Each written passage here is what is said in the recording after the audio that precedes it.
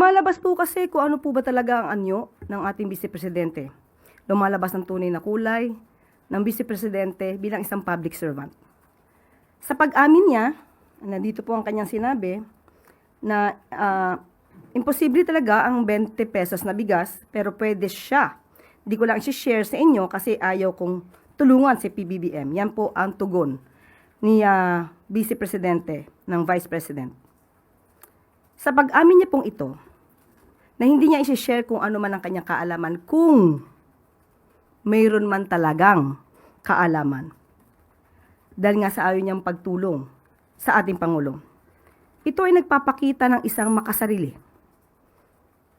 Tandaan po natin, kung ano man po ang kaalaman na mayroon kayo, para sa taong bayan, ito po dapat ay agad-agad na isinasagawa at hindi po dapat ito tina-timing.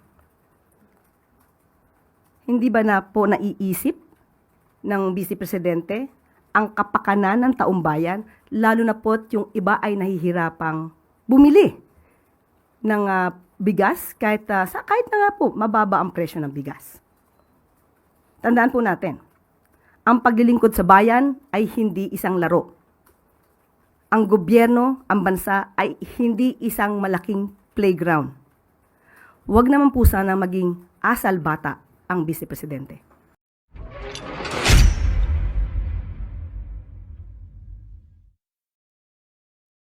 Magandang umaga, Malacanang Press Corps.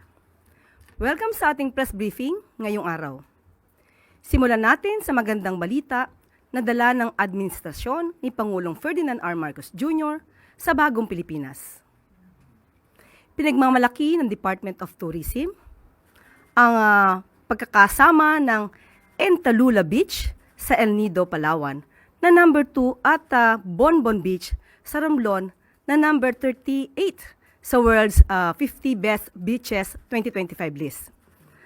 Ang pagkilalang ito ay patunay na kahanga-hanga ang ganda ng Pilipinas at sa ating global standing bilang isa sa mga pinagmamalaking beach destination sa buong mundo. Mula sa mala postcard na limestone cliffs at malinaw na tubig ng Entalula hanggang sa tanyag na sandbar at tahimik na alindog ng Bonbon Beach, tunay na pinapakita ng ating mga isla ang pinakamaganda sa ating bansa. Kasabay ng mga layunin ng Marcos administration sa ilalim ng National Tourism Development Plan 2023-2028 at sa pamamagitan ng kampanyang Love the Philippines, patuloy ang DOT sa pagsusulong ng sustainable tourism hindi lang para sa ating coastal destinations, kundi para rin sa pag-unlad ng ating mga komunidad at pagtaguyod ng ating national heritage. Panoorin po natin ito. Good news din ang dala ng Department of Energy.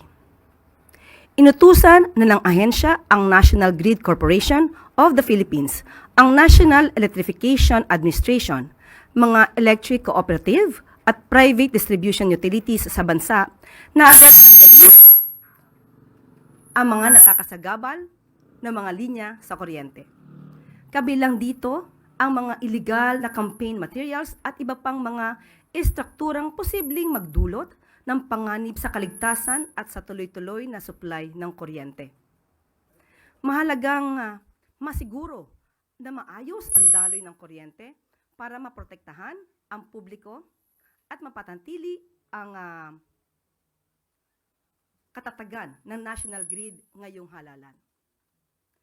Tugon din dito ng DOE sa mga ulat mula sa COMELEC tungkol sa laganap na paglabag sa mga kandidato sa pagkakabit ng mga campaign material sa mga poste at kawad ng mga kuryente na hindi lamang paglabag sa election rules, kundi malaking panganib din sa mga kautusan or kaligtasan at operasyon ng ating power system. Ito po ang mga good news natin ngayong araw. Sa iba pong mahalagang anunsyo, kasama po natin ngayon si Anti-Red Tape Authority Director General sa Secretary Ernesto Perez para magbigay ng detalye patungkol sa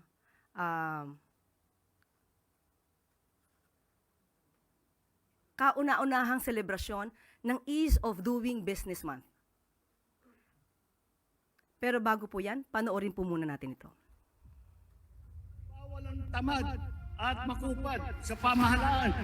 Walang puwang ang mga mabagal at sagabal sa serbisyo publiko. Services must be fast.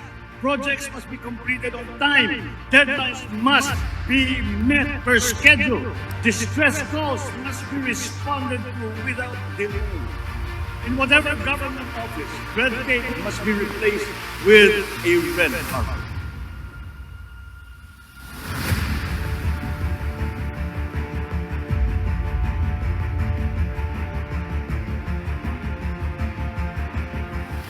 Imagine a faster, easier, and more productive community. Simplified processes, no bureaucratic barriers, and a steadfast commitment to transparency and accountability. A community where businesses thrive and the economy flourishes. Imagine the Philippines with an improved ease of doing business. We want investments to come in, projects to break ground faster, jobs to reach our people sooner. Because when businesses move quickly, progress follows just as fast. We have proven that through a whole-of-nation approach, tangible progress is not just within reach, it is at our fingertips. Faster internet through collaborations on communication and technology. Rapid infrastructure development that keeps you connected whenever, wherever. Simplified and more accessible business registration, allowing you to spend more time on what matters. We have taken a leap, but our journey doesn't end here. Our commitment remains strong and much more remains to be accomplished. This May, we are not just celebrating reforms, we are accelerating them. EODB Month is a change, a call to action for every entrepreneur and equity partner to push forward in making our country a prime destination for ventures. With every streamlined process, every difficulty removed, and every digital innovation implemented, we are forging a competitive economy deserved by every Filipino. From government agencies to local enterprises, from aspiring startups to global investors, we are all part of this breakthrough transformation. Let us build a nation where doing business is not just easier, it empowers. So to all our valued partners for change in the government and private sector, let us collectively move to achieve our shared dream of a thriving business community. This Ease of Doing Business Month and beyond. Everyone, including our kababayans, has a role in our mission to transform red tape into a red carpet of opportunities for all Filipinos. This is the Better Business Movement.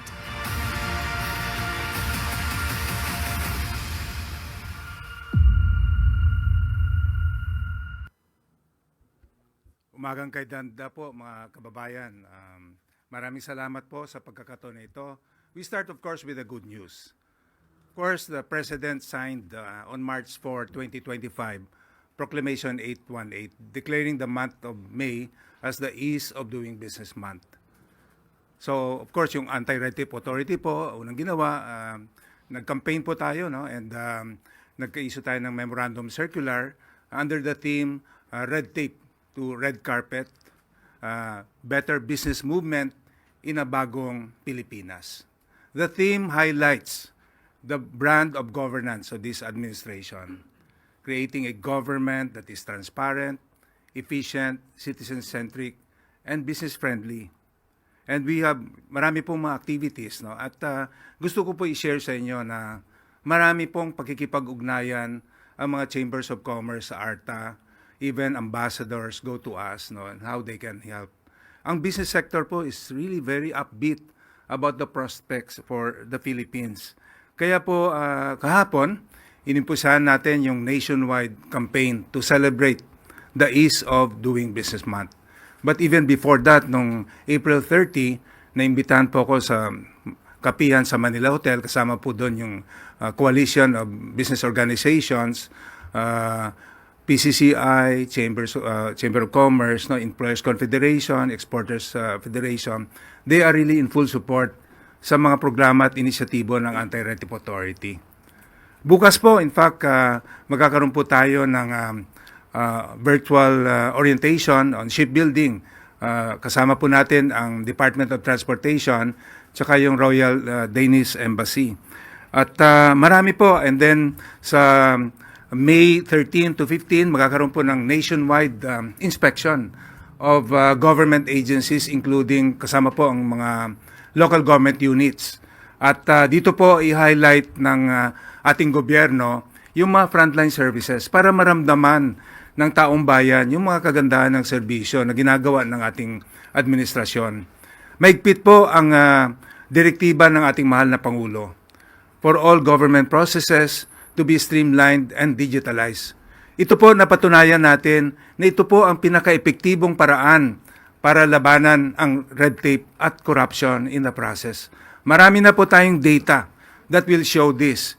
For example po, yung electronic business one-stop shop that we are really pushing na lahat ng local government units must be compliant with.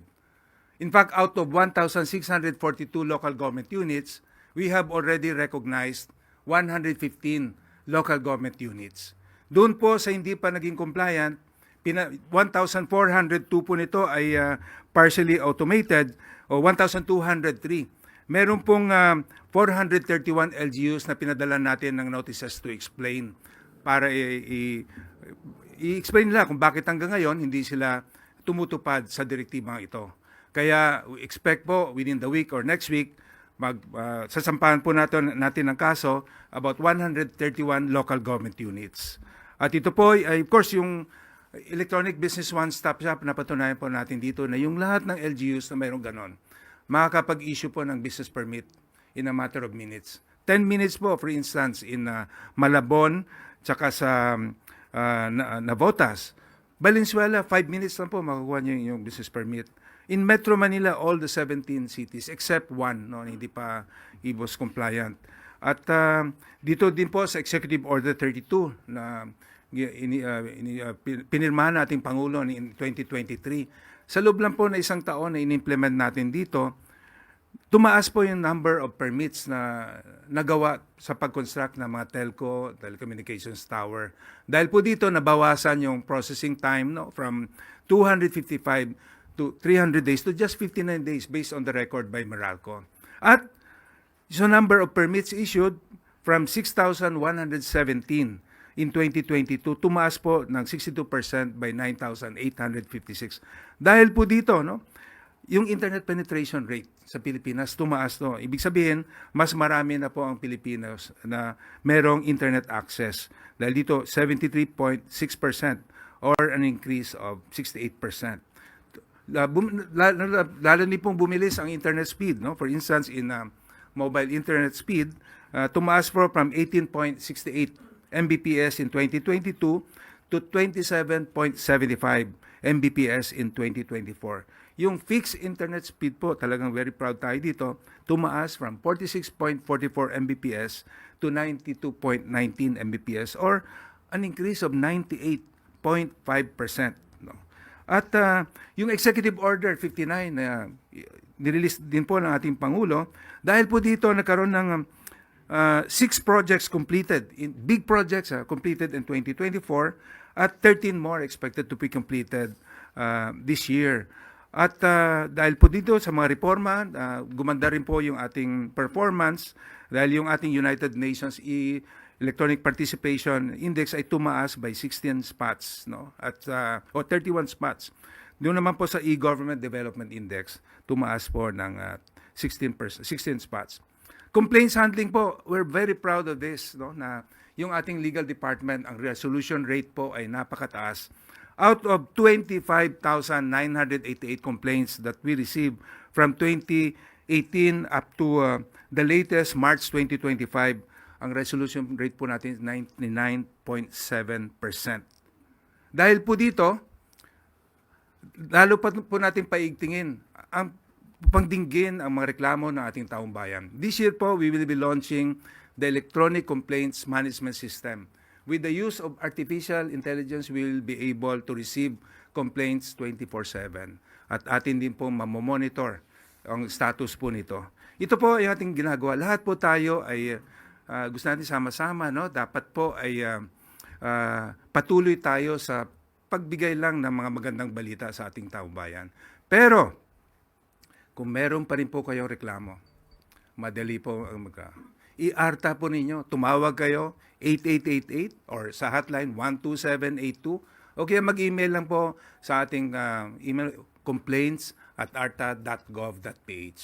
In fact, marami po tayong narinig na testimonials from, in fact, during our kapiyan sa Manila Hotel po, si Sergio Ortiz Luis mismo, President ng Exporters Confederation. Sinabi po niya, at least 3 kaibigan niya, sinabi lang may problema sa isang ahensya. Sinabi, i-ARTA namin kayo. Inaksyonan po kaagad ito. This was not the first time that I heard of it. So yun po ang aking talagang sana ipalam natin sa ating taong bayan, sa ating mga kababayan.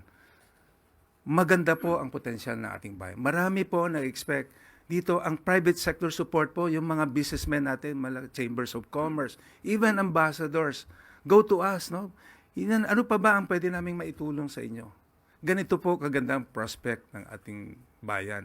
In 2028 po, ang ating gusto ay lahat po ng local government units should be compliant with Electronic Business One-Stop Shop because we know that by attracting businesses to come in, that's why we're replacing red tape with red carpet because this is the number one concern amongst the businessmen. Dito po ba sa Pilipinas, ready tayo for business? Kapag napaalam po natin sa buong mundo na ang Pilipinas ay ready for business, dadagsa po ang mga negosyante dito. Dadami po ang negosyo dahil dito we will have more business and livelihood opportunities for our people. Thank you very much, Secretary Ernesto Perez. We now open the floor to questions. Alvin Baltazar, Radio Pilipinas.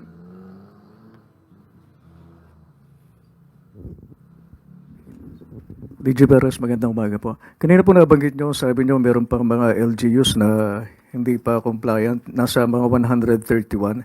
At sabi nyo, sasampahan ng kaso. Anong kaso ang isasampa natin sa kanila, DG? Una, we serve due process. No? Doon po meron kasi tayong 8 regional field offices. May report po sila sa yung mga LGU sa ating Compliance Monitoring Evaluation Office. Ang una po nating pinuntahan, yung talagang walang IBOS, no? Electronic Business One-Stop Shop. Yung hindi po talaga, wala talaga. Ang pinadala po natin ay notices to explain ay 431 in 2 batches. Una po nating pinadalan 149, no? And then second batch 282. Sumagot naman po, unfortunately hindi lahat sumagot. So out of that 431 LGUs na pinadala natin ng notices to explain, 134 ang hindi nag-respond. Alam nyo ba na as early as the Salonga Law, no, doon sa Code of Ethical Standards for Public Officials and Employees, kapag tayo ay hindi sumagot sa isang question, concern, complaint, within 15 working days from receipt, liable na po sila. Yun po ang ating gagamitin, hindi lang po dahil required sila ng Ease of Doing Business Law for all local government units to set up and operationalize an electronic business one-stop shop. Sinasabi din po doon ng heads of agencies, the mayors, are responsible for not complying with the Ease of Doing Business Law. At dahil hindi po sila sumagot, yun po ating legal basis. And hindi po kami natatakot, no, na sampahan sila ng demanda because we have a legal basis for it. So, anong parusa dito, DG? We leave it to the Office of the Ombudsman po, no, to determine. Kasi siyempre ang ARTA po, ang aming mandato ay mag-imbestiga to conduct investigation. And whatever finding we have, we will refer it to the Office of the Ombudsman. Ang Ombudsman po ang mag-determine kung ano talaga yung dapat. But dahil may violation, merong equivalent penalty. DG, habol ko na lang po ito. Nabanggit nyo yung kanina sa mga reklamo. Ano ba yung mga pangkaraniwang reklamo na nakakarating sa ARTA? Ito po, karamihan talaga kasi dun po sa Ease of Doing Business Law, lahat po ng government agencies are required to process, no, within standard processing time of 3, 7, 20 working days. Ang karamihan po dito ay yung failure to act, no, within the standard processing time. Out of that number, meron pong 7,692 ang hindi nag-process, no, within the standard processing time.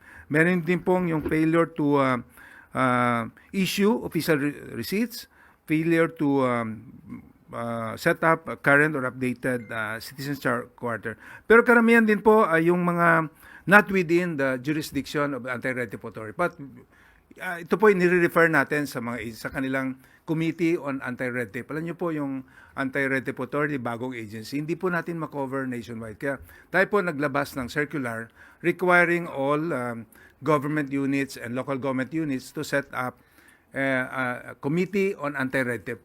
Kaya binabato po natin yung complaint doon sa kanila at sila po muna ang mag-imbestiga nun. Kaya mataas po ang resolution rate dahil at that level, nire-resolve na nila. Pag hindi na-resolve, babalik sila sa ARTA, mag-imbestiga po tayo. Kaya maliit na lang yung percentage na natitira. Christian Yosores, Radio 630. Good morning, sir. Ano po ba yung common na rason nung ilang mga LGUs na hindi nakapag-comply sa pag-establish ng Electronic Business One-Stop Shop System kaya hindi po sila makapag-establish? Well, yung usual po na rason nila ay mahina yung internet connection. Ang sagot naman natin, napabilis po natin to through Executive Order 32. Ang iba lang po talaga ay wala, no? Sabi nila, walang pera but we have merong data to show na kahit po yung 6th class municipality ay nakapagtayo ng Electronic Business One-Stop Shop.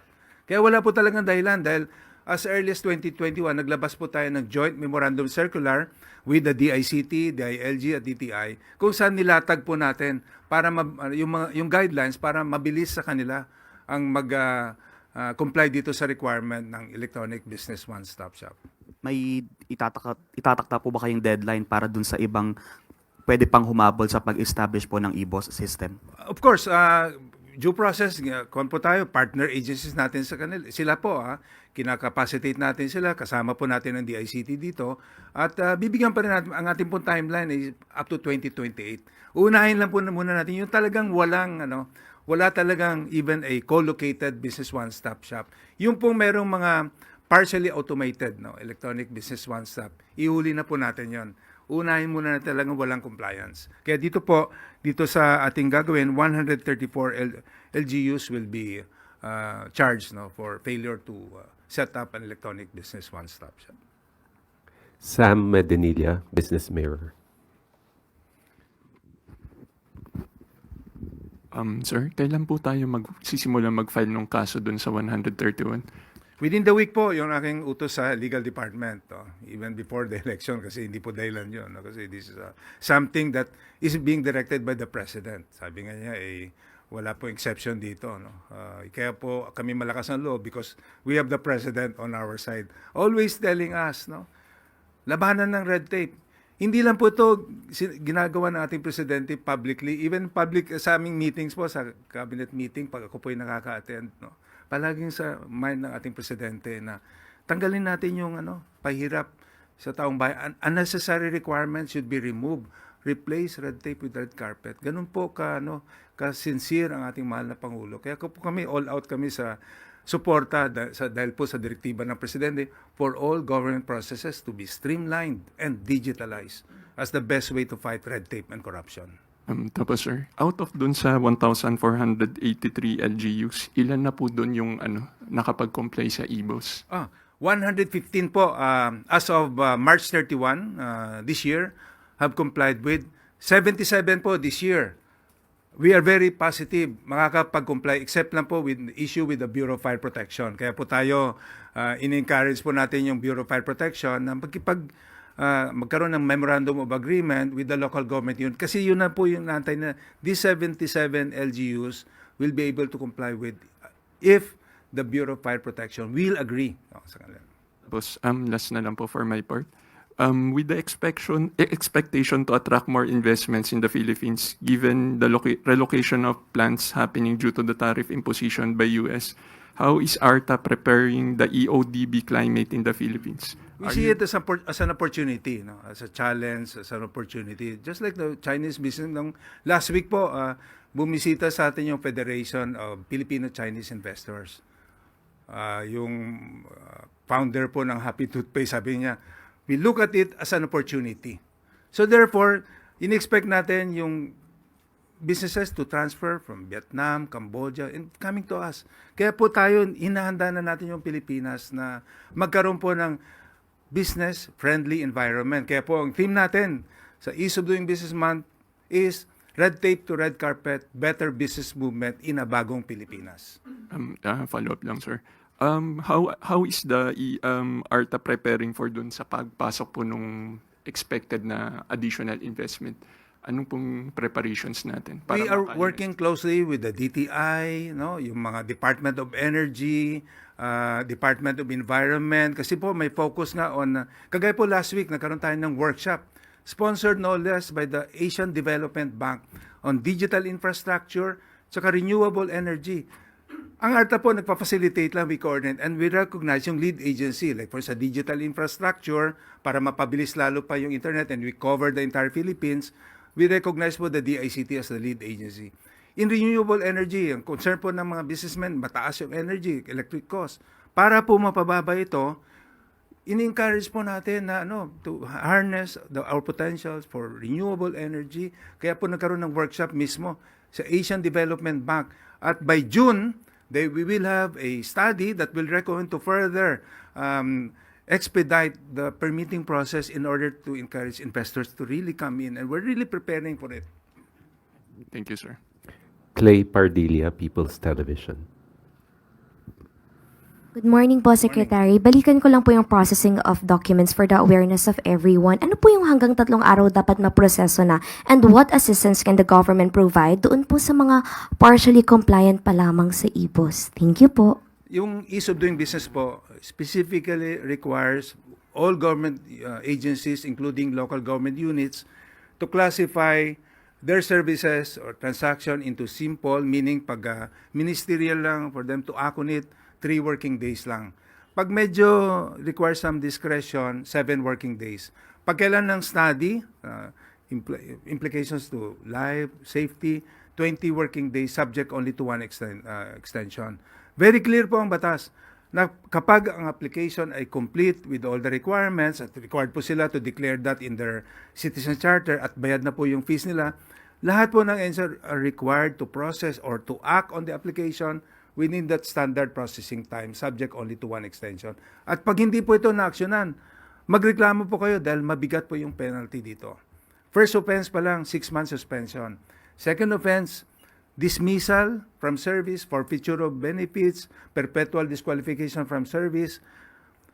May kulong pa po, 1 to 5 years, may fine 500,000 to 2 million. Kaya ganun kami ka-effective dahil alam ng government official or government employee na mabigat po ang penalty nito at ang ARTA po ay uma-action kaagad, inimbestigahan. Kaya po yung ating resolution rate 99%. Ayaw na po nila umabot po doon sa formal complaint at isampa natin yung demanda sa Office of the Ombudsman. Eileen Taliping, Abante.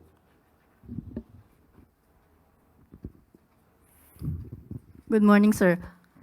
Follow up lang doon sa sinabi mo kanina. Dito sa Metro Manila, isa lang yung hindi pa compliant. Ano po yung reason niya? Yung mahinang internet din ba? O walang pera? Or reluctant lang siya na mag-ano? Hindi ko nga po mana kasi identify na lang natin. Yes, sir, pakisabi po. Pateros.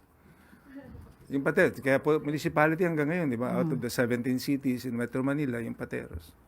So, Pinupuntahan na po natin ng tao at in-inspect, pina-explain bakit hanggang ngayon ay hindi pa sila nakapag-set up na. So, ang susunod po nun, kasama po ba siya sa kakasuhan within this week? hindi po kasi hindi natin napadala ng notice to explain muna. Kasi binigyan natin sila ng pagkakataon na mag-set up. Unfortunately, hindi po tumupad. So, expect po na after the election, we will.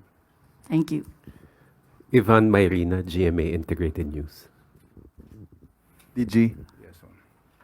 115 LGUs compliant as of March out of 1,483. That's not even 10%. Mga ngalahati na hon termino ng Pangulo. Anong gagawin natin para i-accelerate ito? What are the steps being taken to make more LGUs compliant? Ang target po before the term of this administration ends in 2028, all LGUs must be compliant. Kaya po tayo, partner po natin dito ang DICT, DILG, tsaka DTI. Patuloy po yung ating orientation, no? ready po kami. Pag sumulat sila sa amin, asking, tapos wala po silang dahilan financial dahil meron pong libre na system na dinevelop ang DICT. Nag-umpisa po to sa IBPLS, Integrated Business Permitting and Licensing System. Ngayon po, improve pa ng DICT, meron na pong egov.ph. Libre po ito. Ang una lang gagawin ng LGU is apply. No? Ngayon, yung mga ibang LGUs po na merong pera, meron silang hinar na third-party service provider. But is that even a realistic goal, DG? Kalahati tayo, tapos wala pang 10%. And then, at the end of the term, lahat compliant. Dahil in-intensify po natin, kaya po tayo nagpadala ng 431 notices to explain. At kakasuhan po natin yung mga 134 LGUs na talagang hindi sumagot. Kasi base po sa ating experience, pag alam nila na serious ang any government agency and will file charges, they will act on it. I hope na hindi na nila antayin na pailan natin sila hindi naman ng kaso bago sila umaksyon. No? Maricel Halili, News 5. Sir, magandang umaga. Yung sinabi po ninyo na 131 LGUs nakakasuhan, saang areas yung karamihan dito? Nationwide po ito kasi we have 8 regional field offices. At yung ating pong regional field offices, sila po yung nagbibigay sa atin ng data, pinapa-inspect at we just have to make sure na talagang hindi sila sumagot. No, karamihan po ba nasa Luzon, Visayas, or Mindanao? I'm sorry, hindi ko po may bigay muna yung data, no, but you will find out when we file no, with Office of the Ombudsman. No, sir, the reason why I ask that is because I wonder kung lahat ba talaga ng mga areas na yan okay na yung internet connection because I understand hindi rin naman 100% yung connectivity natin nationwide until now. Hindi po dahilan yung walang internet connection kasi we will make sure po na yung ating kakasuhan hindi po nila gagawing dahilan yan.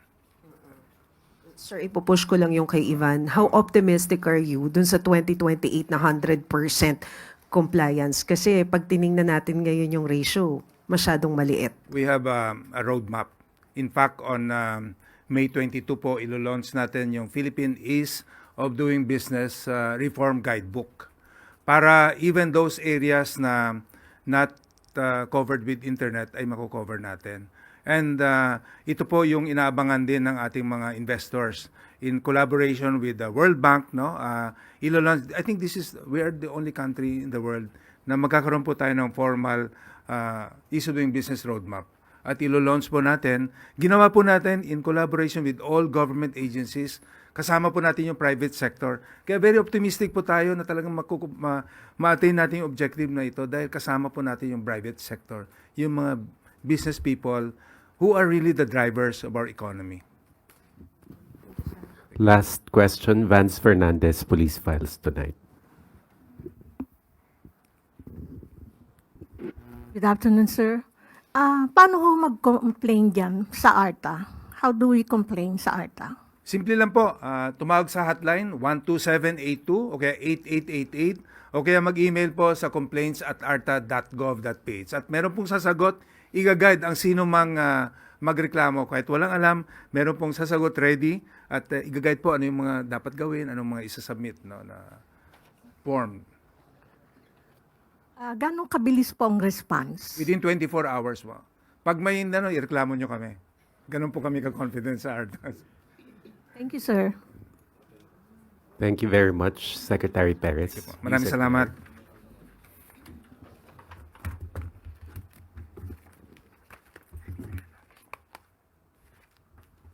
Maraming salamat, Secretary Perez. Maaari niyo po tayong tumanggap na inyong mga katanungan. Rich Bon Quevedo, Daily Tribune.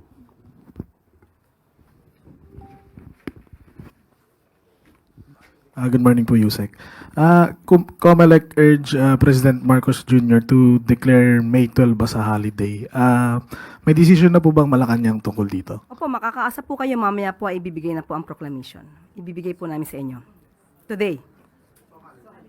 Opo, in-announce ko na po. Thank you po. Ivan Mayrina, GMA Integrated News. Yusek, bukod sa driver's error, isa sa mga sinisisi sa nangyaring aksidente sa NAIA na ikinamatay ng 2 tao ay ang hinihinalang substandard na bollard na dapat sana napigilan yung SUV at naprotektahan ng mga tao roon. What does the palace have to say about this as well as the implied corruption in government contracts? Opo. Nakakalungkot po, may mga nasawi dahil sa di umanong depektibo na bollards na na-install po sa NAIA Terminal 1. At ito po ay na-install sa panahon po ng dating administrasyon at sa panahon po ng ni Transportation Secretary Arthur Tugade. Ngayon po ay pinag-iimbestigahan. Ito po ay July 2019 nung na-install po ang mga ito. Pinag-iimbestigahan na po paano po ang naging procurement pati yung specifications. Yung po ay sa pag-uutos po ng Pangulo at ito po ay tutugunan kaagad-agad ni Secretary Vince Dizon. At pati po ang pag-inspect sa mga bollards at ang mabilisang pagpapalit po dito para sa safety po ng nakakarami. Tristan Nodalo, Newswatch Plus. Good morning, Yusek. Yusek, ngayon po nagsasagawa ng kilos protesta yung iba't ibang grupo po pagdating sa sitwasyon ng prime water. Sabi po ng Kabataan Party List, may mga estudyante daw po na mas gustong mahirap namimili between pagtulog o tubig dahil po sa hirap ng problema sa San Jose del Monte, Bulacan. And may nag-file na rin po ng investigation sa Senate at sa House of Representatives to look into the prime water situation. Sa part po ng Palace, may deadline po bang binigay ang Pangulo para sa result ng ginagawa ring investigation ng LUWA? Sa ngayon po, nag-iimbestiga na po at titingnan po natin kung kailan po ito matatapos pero dapat po agaran po ito. Hindi po pinagtatagal ang anumang maaaring danasing kahirapan ng taong bayan. So makakaasa po kayo na mabilisang pag-action po dito ng Pangulo. In connection po sa prime water din po was yung si senatorial candidate Camille Villar, and in recent Alyansa rally po, hindi na rin po siya nabanggit ni Pangulong Bongbong Marcos. Connected pa rin po ba itong sitwasyon ng prime water doon or nagkakausap pa po ba ang Pangulo at si senatorial candidate Villar? Sa ngayon po, hindi po natin alam kung nagkakausap sila. Hindi po ako, personally, hindi po ako nakaka-attend ng campaign sortie. So, nung sa Cebu, kung hindi siya naka-attend, so most probably at that time, hindi sila nagkausap. Okay. And even sa,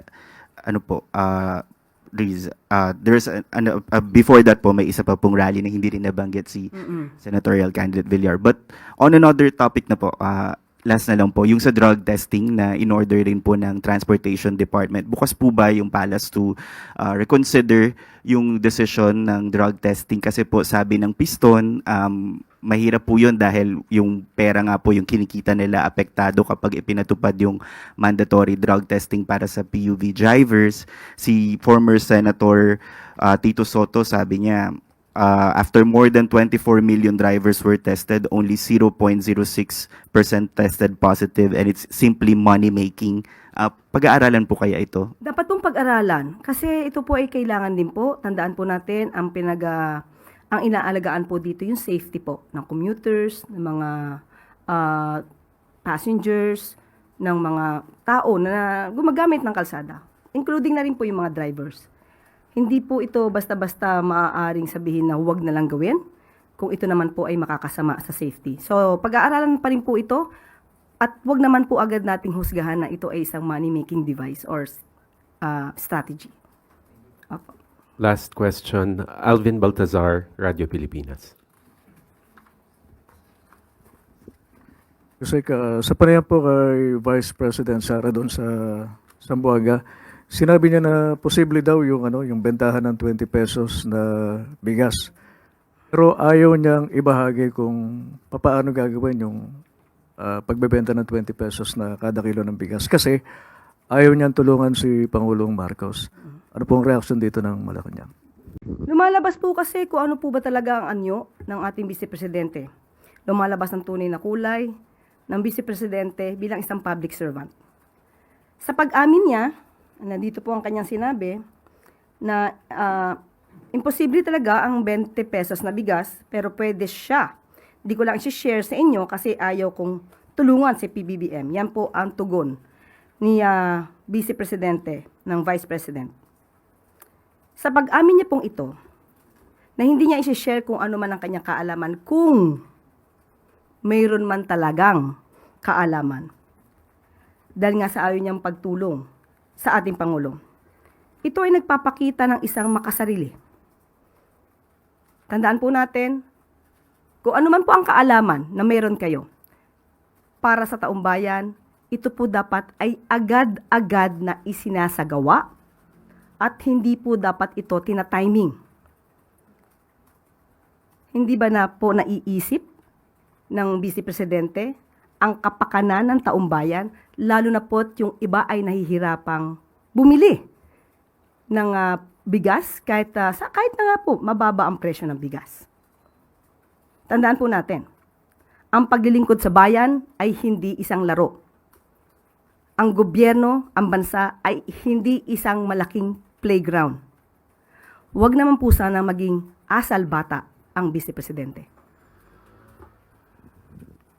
Thank you, Yusek Claire. At bago po tayo magtapos, isa pa pong good news para sa miyembro ng Pag-ibig. Dala ng patuloy na pagtugon sa mga pangangailangan ng mga miyembro, mas pinalaki at pinadali na ng pag-qualify sa Pag-ibig Multipurpose Loan. Sa ilalim ng mas pinag-igting o pinagbuting Pag-ibig MPL, maaari nang makahiram ang mga miyembro ng hanggang 90% ng kanilang kabuuang Pag-ibig regular savings, mas mataas ng 12.5% kumpara sa dating 80%. Para sa mga miyembro, dinagdagan at in-upgrade ang kanilang regular savings, lalo pang tataas ang kanilang loan amount dahil nakabase sa kanilang ipon ang kanilang mahihiram.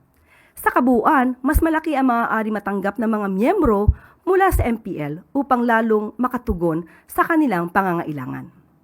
Ang mga pagbabagong ito, gaya ng mas mataas na halaga at mas mabilis na eligibility ay ipatutupad din sa ibang short-term loan programs ng Pag-ibig tulad ng health and education loan programs at calamity loan.